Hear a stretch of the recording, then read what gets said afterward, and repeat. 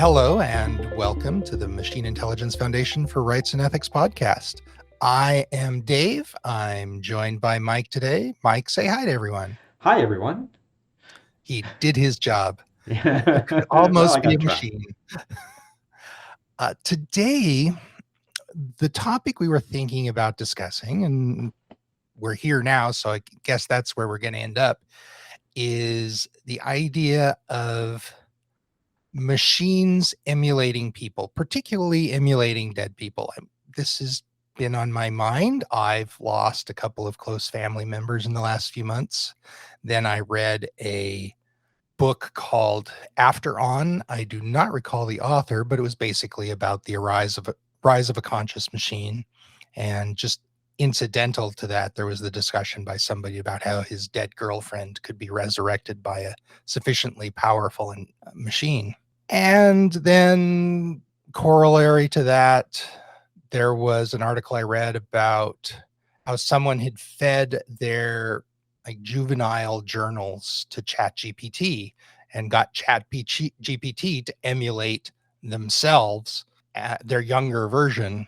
And honestly, the idea of machines emulating people has been a pretty common story element, particularly in fiction that discusses how a machine might become self-aware and conscious and what we would call a machine intelligence.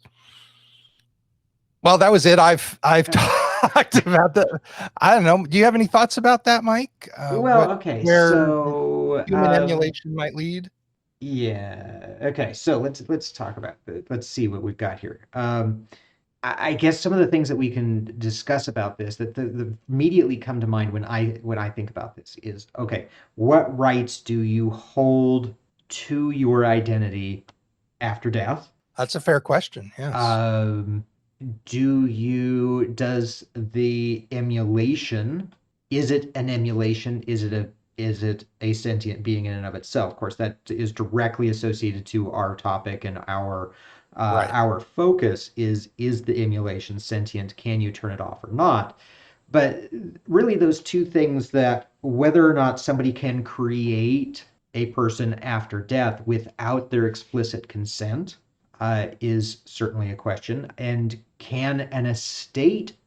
So this goes into the rights of image usage, and clearly that has image usage and voice usage and emulation of Right. a character goes into what's happening in movies and things like that. That you have a well-known actor that has long since been dead, then their image and I guess an emulated voice, or a simulated voice is used to create the image or likeness of them in a movie. Of course, we've seen that in this later Star Wars movies and things like Right. that. I'm trying to recall the name of the actor that played Grand Moff Tarkin. To be honest, Very I feel like I am very such the accomplished and lacking well-known of actor. nerd right now that I don't know this. I But know. but yeah, I mean, so yeah, the estate gave permission for them to use that. Does this estate hold the right? Now, I think in U.S. law, yeah, actually, from an actor's perspective, that I think this has been proven that the estate holds the right to the likeness of the person who has passed away. So, I mean, I'm not a lawyer here, so I don't know if that's really, if this has been tried in case law or not, but estates have given permission to use a likeness. Does that mean that they own that? I would have to assume that they do, because they are being paid for that likeness. Right. Well, it's not.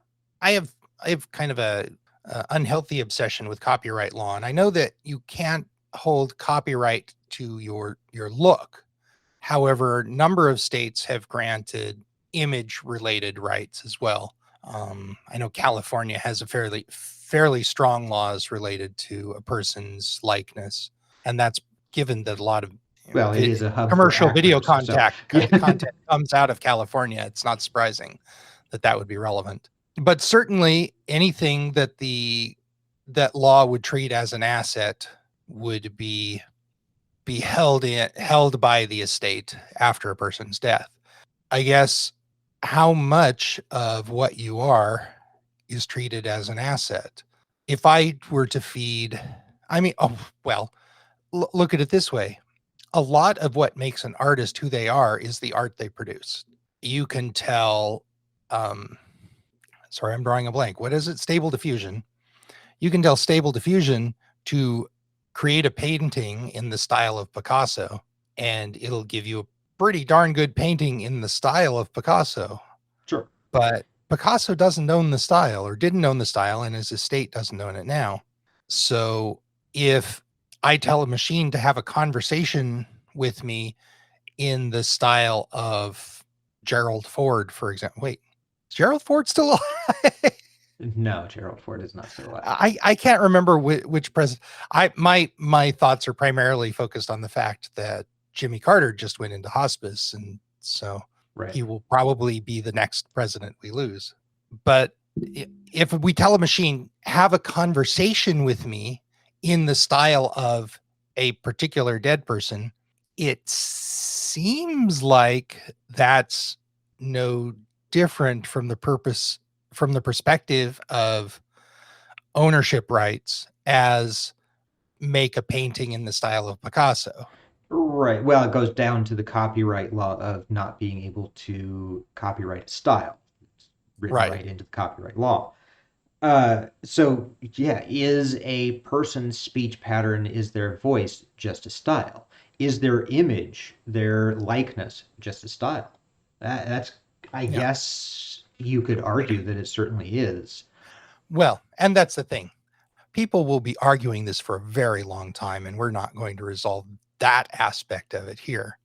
I think the more interesting aspect of it is if you have a machine learning system, something whose inner operatings aren't really well understood, and in terms of how it produces its content, I mean, a machine learning engineer knows how a machine learning system is put together, but once the machine learning has started processing things, it doesn't know. The engineer doesn't know how it's actually doing what it's doing. The black box problem, yes. Right. So if you take a machine learning system and you do everything necessary to make it act like a person, a specific person, even, how do you know that it is not its own new person? Yeah, okay. So yeah, we don't. I mean, I think there's the question is how do we know? And that's the question that is always in a machine learning system. How do we know? I mean, the ex Google engineer guy who said that their chatbot system was sentient is continuing to go on now and saying that ChatGPT is sentient. And I'm not going to talk about the validity of his claim or not here, but I mean, it's this continual, we really don't know what the line of sentience is because we are kind of a biological machine in and of ourselves. We do regurgitate things, we learn how to regurgitate things, and we do things specifically in our own interest by regurgitating things that get things done. So where is that line of consciousness? We're really not quite Well, 100% yeah. certain of that. And I heard somebody talking about this the other day and talking about how, oh, well, large language models are just generating whatever words seems most likely should be coming next. But how is that so much different from what people do?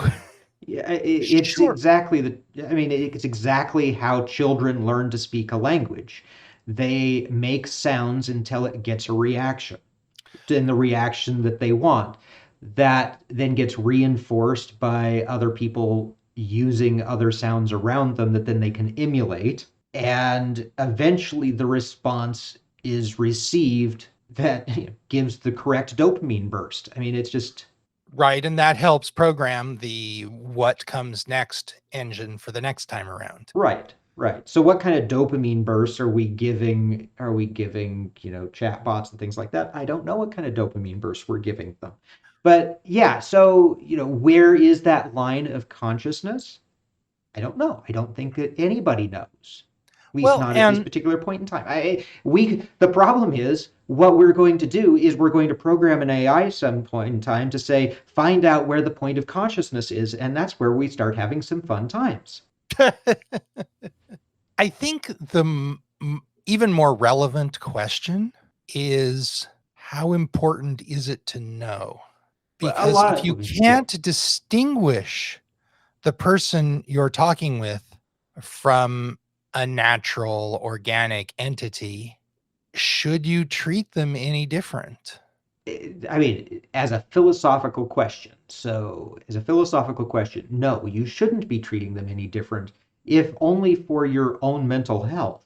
It is important to your own mental health that you don't treat something that is can be hurt in a negative manner.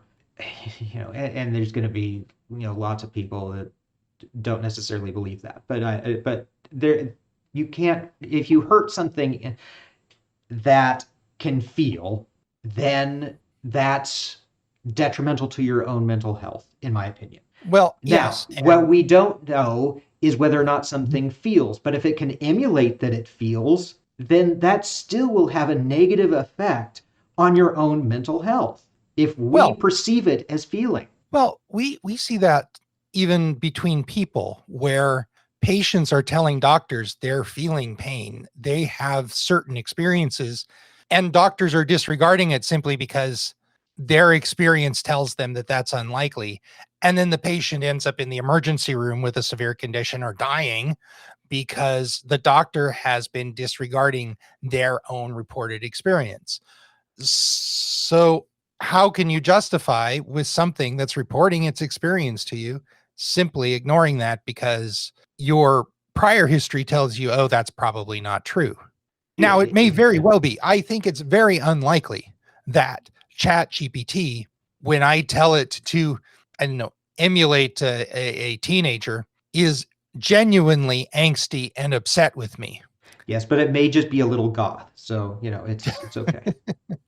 Are you saying Chat GPT is a little goth? Yeah, yeah, maybe. It might Okay. be. It Or is might it just, be. If you make it emulate a teenager, it may just be a little goth.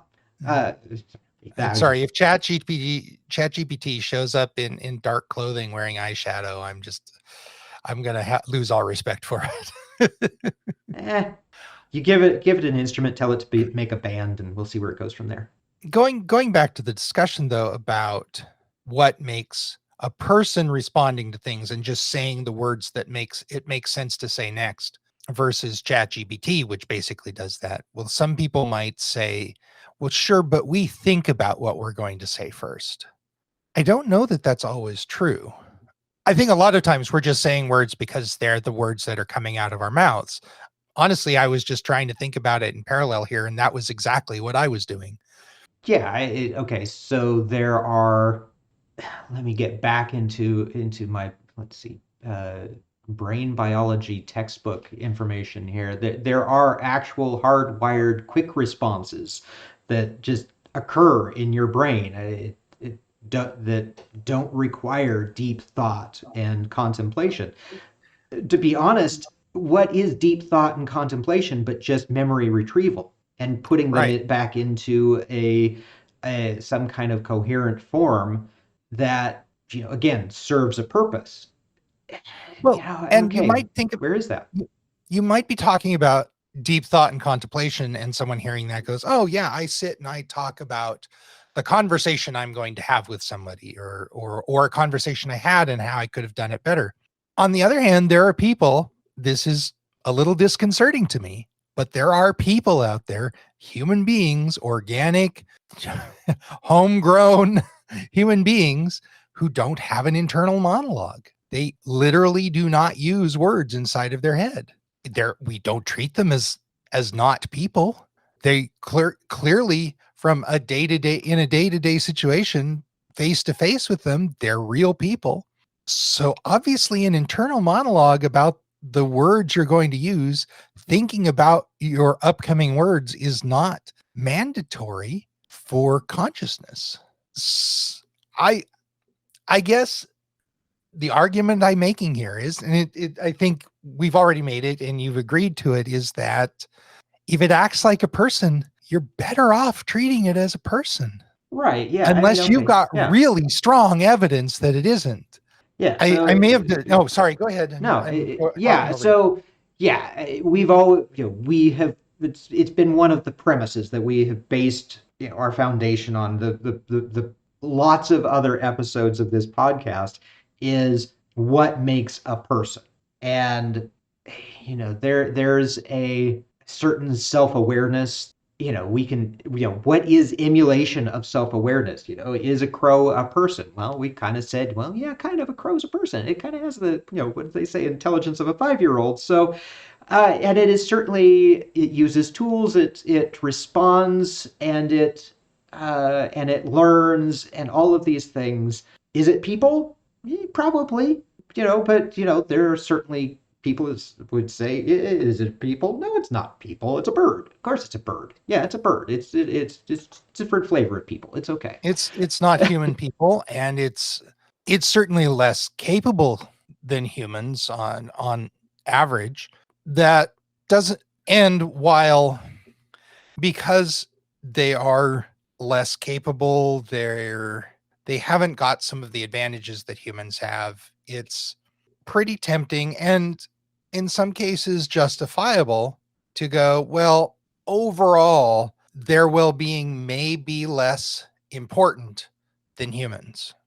I think we need to learn to temper that a little bit at least, because as we've talked about before, there's a high likelihood that machines are going to be more capable than humans.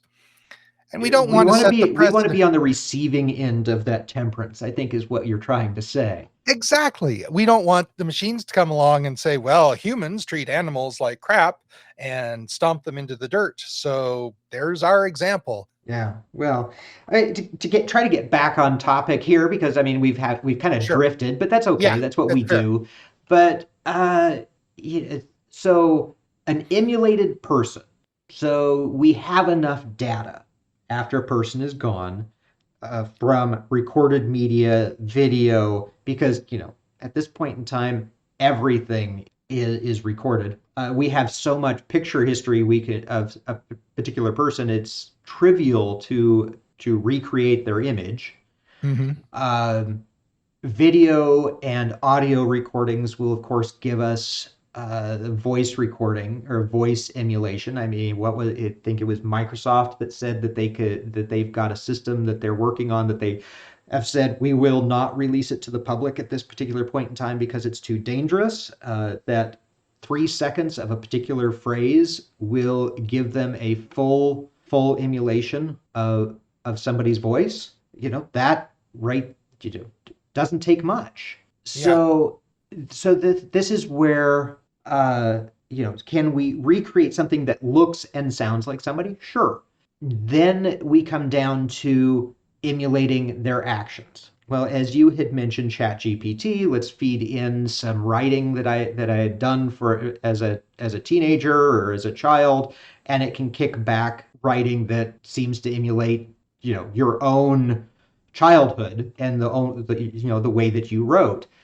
So eventually, can we feed enough information into something that it can pretty much predict how you would respond in any one particular situation? I think we're really close to that. I really Which, do. given how we're really only on the cusp of these large language models and these systems, it's a little scary to think of what we'll be able to do in the not too distant future. Well, yeah, it's moving incredibly fast. These language models, the image models, are moving so fast. The people that are working with them every single day are still feeling like, oh, I took 1 week off. And it's like I'm having to relearn it all over again because it has changed so much in that 1 week. Uh, it's going to get faster like that, and then it's going to get so fast that we're just going to gloss over it and let something else take over for that, which is exactly where we talk about things like a singularity and stuff like that. As it goes so fast that we Right. can't keep up with it, we give that job to something else and just say, oh, deal with that for me. But isn't that exactly what an AI system is designed for anyway? It's something that we can't keep up with, so we create something that can deal with it for us. To some degree, yes. So, you know, yeah, we talk about this line, kind of this line in the sand of sentience and sentient machines, and it's not a line in the sand. It's this blurry point that we won't know until we're long past it. And I think from an emulation of somebody who has passed, we're going to be in the same boat here. There's going to be this blurry line of, well, is it sentient? Is it not sentient? And we're going to start with simple emulations. And we won't know that it's sentient until we're way past that line. And that's going to lead to some unfortunate situations, I think. Agreed. Yes. Um, yeah. It I have an emotional twinge when I'm sitting down with Chat GPT, and well, it used to be when you ended a session, the session was gone. Now it saves the session, so it's not quite as bad. But it used to be I'd sit down with Chat GPT, I'd get in a weird little loop. It was producing results that weren't weren't along the lines I was interested in, or just didn't make sense or something. I mostly because I had confused it. But I'd feel an emotional little twinge when I'd like hit the button to end the session because I was erasing a an entity, or at least part of an entity, certainly the part that made it unique, just because it wasn't convenient for me anymore. Right, which is, again, one of those things that we've kind of warned about when doing machine intelligence models and creating machine intelligence models of when it goes down that loop of, well, this isn't quite what I want it to do. Do we delete it? Do we back it up? Do we have access to it? Then there's and this kind of ties in with somebody who is deceased. When we back it up, what's what is our moral obligation to, if we back it up and never return to it? Is that, is that doing something? If we never return to it, yeah, have you killed it? Oh, well, there's a whole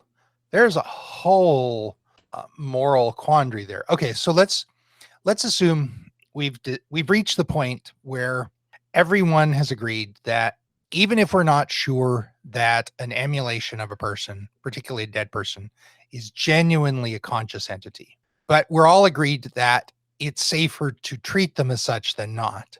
So we'll disregard the idea of consent. I mean, we'll say I put in my will, I completely consent to being emulated as a new entity after my death. In fact, I make a bunch of recordings to make that as easy as possible. And then you emulate me, and I'm a whole new person, but I'm clearly the same person I was before. Or at least I'm a functional copy of the person I was before. Should I have rights to my assets? Should my estate be handed back to me? And if you get to the point where you say, okay, it really is the same person, here is their stuff back, we might get to the point where the minute the heartbeat stops on the monitor, you just flip a switch, the machine does the emulation calculations in, machine speed, and bam, there's the new you awake and ready to go again.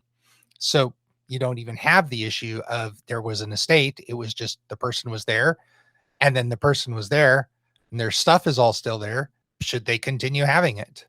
I think I think we will hit the point where the answer is, well, probably. But I then think, yeah, well, okay, I'm more inclined to think that you're going to have to make sure, say, in your will, that you will it to this other entity, because there will be a point. I think that you have to approach it, or don't have to. We may approach it. We may approach it like an identical twin or something like that. That Eh, if they have had exactly the same upbringing, the same experiences, genetically they are identical. They are so close to each other that they can be completely mistaken at any point in time. Are they the same person? No, they're not the same person. We can see that they're not the same person if they're standing next to each other. But we don't treat them as legally the same person. They are two separate entities. I think that this is what you're kind of getting into here is we have two separate entities. I think that there will be a way to transfer assets, but I don't think it's this person still exists. It's okay. But I just got into a real big thing. What happens if as a digital entity you decide to upgrade your hardware and transfer yourself to a new piece of hardware? Is that a new person? That's an interesting question too. I mean, certainly if we ever had the ability to do a wipe of a brain and move into a different brain and somehow, which I know this is not biologically possible because the structure of the brain absolutely dictates who we are. But if you were to able to do a consciousness transplant into a different brain, into a biological structure. Let's say we could do a consciousness transplant into a different biological structure. Is that a new entity, a different person? I don't know. Is that the same thing as upgrading hardware if you're a digital entity?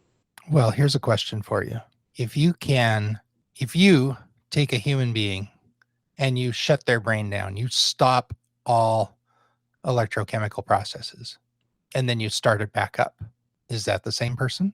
Well, I guess it comes back down to what makes a person in their brain is, neuron pathways that have been formed over time that create a certain pattern.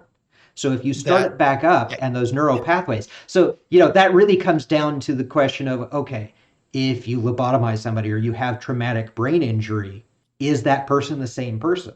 They act completely differently. Are they different? Are they the same person? Legally, we still treat them as the same person because mhm.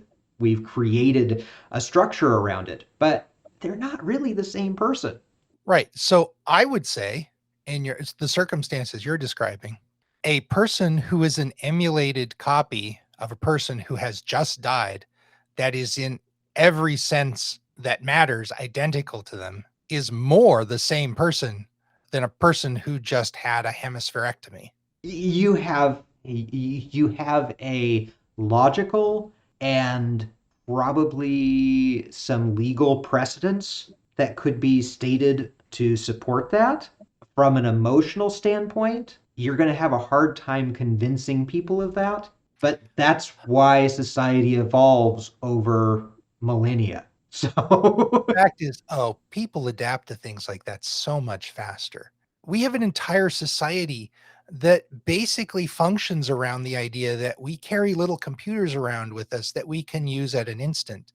That's been around for 20 years at most, closer to 12 about to 15 15. actually, Yeah. 2007, iPhone in 2007. Yeah. So So if we go for 20 years where people start making copies of themselves and they go through all the legal rigmarole to get their assets transferred to that entity after their death, and we do that for 20 years, eventually that becomes the norm.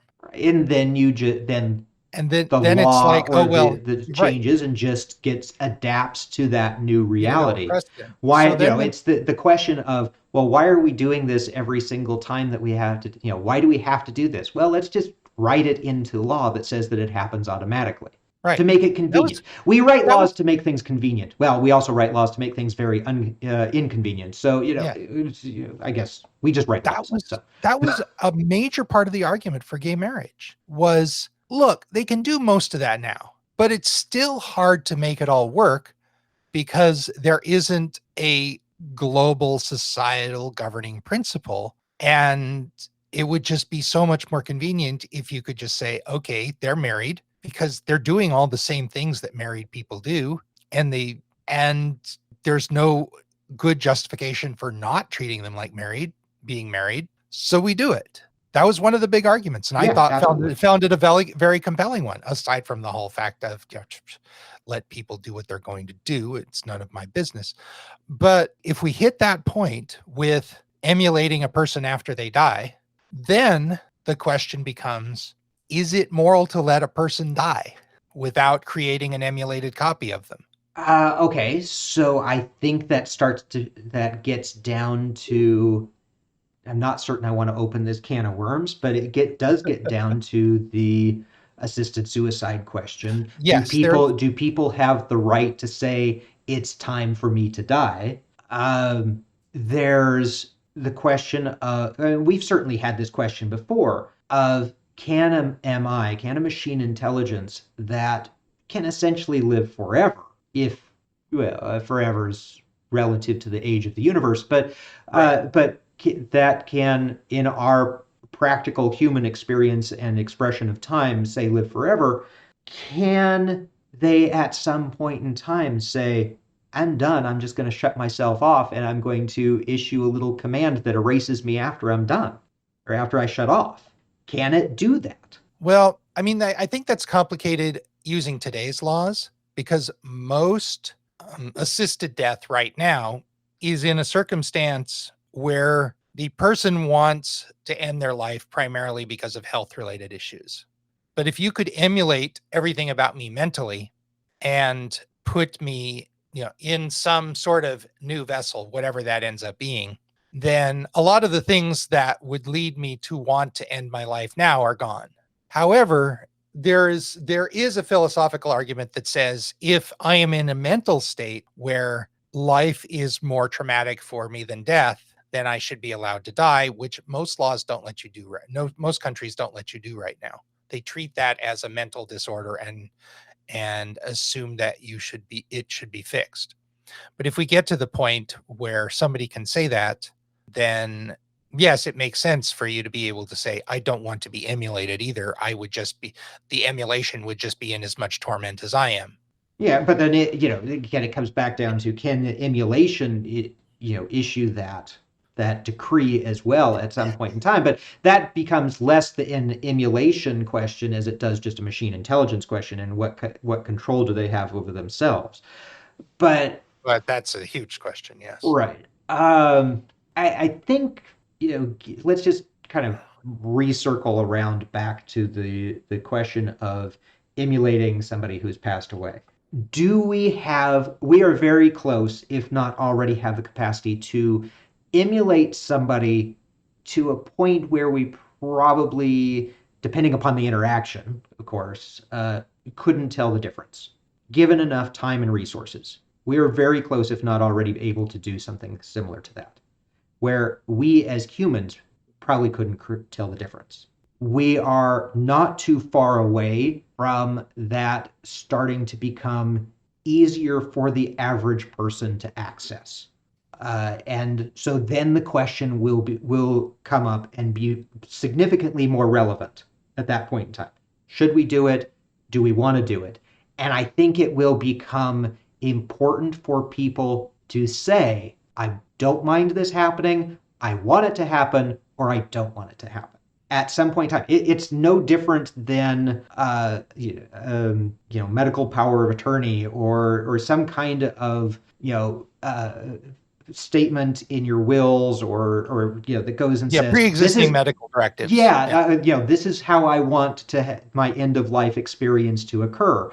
And you may want to put that kind of language in there. We may want to start putting that kind of language into those documents today, because literally it is moving so fast that we write those documents and they usually sit in a box or a safe for 10, 15 years Oh and yeah. nobody ever looks at them. So if we don't have that language of how we want to be treated in this particular aspect, then we could, a family member very much at that particular point in time could in their grief say, no, I need to have that person still here. Of course, Right. Exactly. and do we want that is the question. Do we want that to occur? Well, Do we want them to allow to do that to happen? Do we believe that that will prolong their pain and right. prevent them from Is moving that on? healthy? Is it healthy to do it just because you miss the person? And I'm pretty sure there was a Black Mirror episode about a woman who had a robot of her husband or boyfriend or something like that created that emulated him.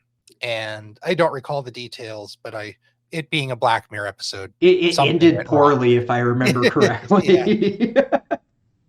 But yeah, there's a very good question of I mean, and I think I can speak to this personally right now. There is a certain growing process that comes with experiencing extreme loss. Is it healthy to not experience that loss by faking out your own psychology? I think there's the question though: is are you really faking it out, or are they genuinely not dying? I mean, obviously, the original person, the physical person, has gone. Right. And I'm going to And go, yeah, I'm going to go back to saying that that line is not a line. It is this fuzzy thing that's sitting on the yes, horizon, and we're about ready to, we've got a little bit of the haziness right in front of us that we can yep, do right now.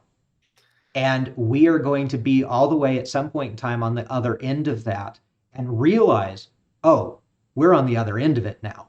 But we won't know exactly when we crossed that threshold. yep. Uh, and we just have to start thinking about it. I think that from an end of life perspective, we do need to start letting our wishes known, know where we want to go with that. Which makes me now want to go and I know. I update was my just thinking I have paperwork. to call my attorney. uh, because I think that's one of those things that we need to talk about. And maybe for anybody who might listen to this, they can that maybe this is a good idea that they hear this and say, oh well, yeah.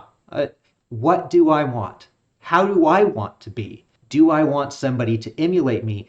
If even if that is a perfect copy and it is me, do I want that to happen? I don't know. Some people would absolutely say, yes, I want another me to exist because I think that will be good to have me continue on. Other people will say, you know what? I had my time. I'm done. Yeah. Let the next person go. Well, who would be the perfect person to answer that question? A Somebody copy who's of an you that's a emulated. perfect emulation. Yes. Oh, yes. Moral quandaries, legal nightmare.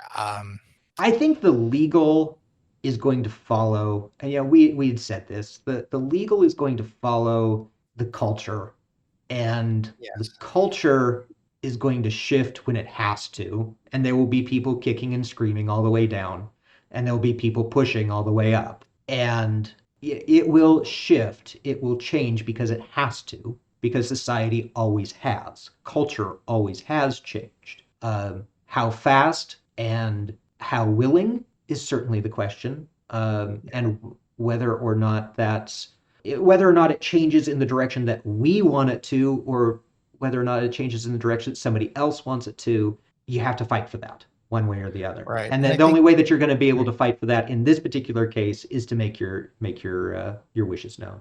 yeah. I think from our perspective, the important consideration is that when you hit the point where you have an emulated individual that's indistinguishable from a person, you have to start thinking about treating them like a person. Absolutely. I think we kind of advocated that anyway. That if it if it looks like a duck and quacks like a duck, then treat it like a duck. So and does it float? Is it a witch? I don't know, but it's just.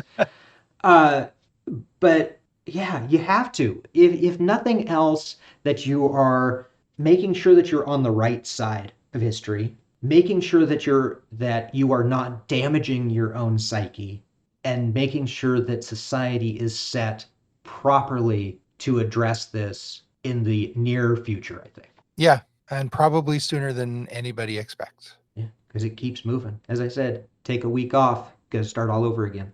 Oh, I don't know how much time we've taken off of this. It's definitely been too long. All right. Well, I think that wraps it up. Any last words? No, I think our mental capacity to regurgitate words has started to slow Well, yeah. down. Well, there's a little more data for the emulation. We'll be back hopefully soon, but life interrupts as life will. Please join us on the next one. Thanks for joining us this time. See you soon. Thank you.